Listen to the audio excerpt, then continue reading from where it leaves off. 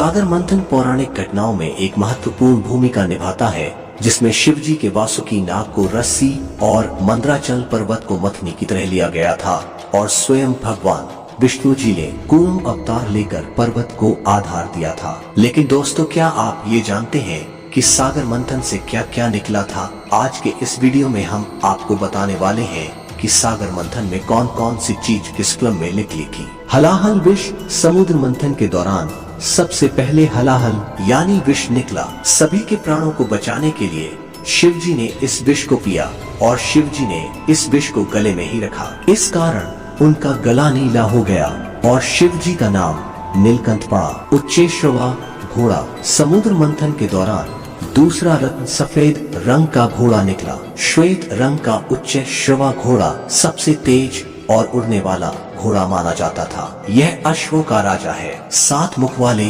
इस अश्व को असुरों के राजा बलि ने अपने पास रख लिया। ऐरावत सफेद रंग का हाथी। मंथन से प्राप्त रत्नों के बंटवारे के समय ऐरावत को इंद्र को दे दिया गया। कौस्तुभ मणि। सागर मंथन से एक दिव्य चमत्कारी मणि निकला। भगवान विष्णु ने इस मणि को धारण किया। माना जाता है कि अब ऐसी मणि केवल इच्छाधारी नागों के पास ही बची है। कामधेनु। समुद्र मंथन के दौरान कामधेनु गाय निकली। यह गाय दिव्य शक्तियों से युक्त थी, इसलिए लोक कल्याण को ध्यान में रखते हुए यह गाय ऋषियों को दे दी गई। कल्प वृक्ष।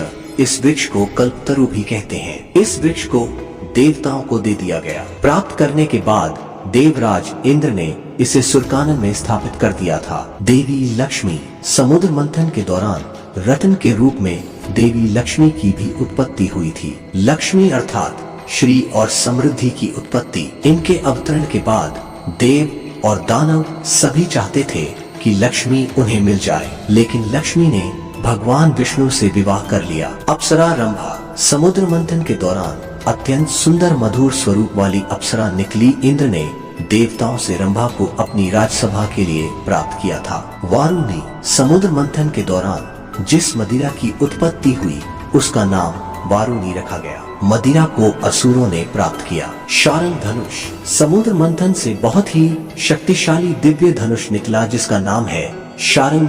यह धनुष भगवान विष्णु जी ने लिया। पंचजन्य शंख।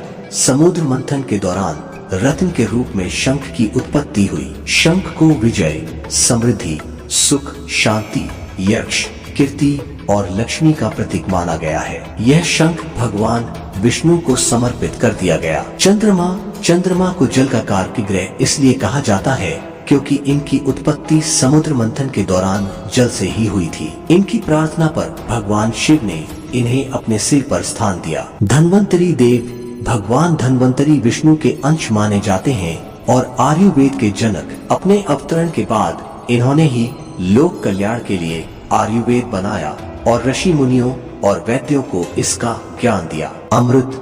समुद्र मंथन के अंत में अमृत का कलश निकला था। धन्वंतरी देव के हाथ में ही अमृत कलश था। देवताओं और दैत्यों के बीच अमृत बंटवारे को लेकर जब झगड़ा हो रहा था, बाद में भगवान विष्णु ने मोहिनी का रूप धारण कर अमृत को देवताओं में बांटा। इसी तरह की पौराणिक जानकारी प्राप्त करने के लिए हमारे चैनल को सब्सक्राइब करें और बेल आइकन को दबाएं।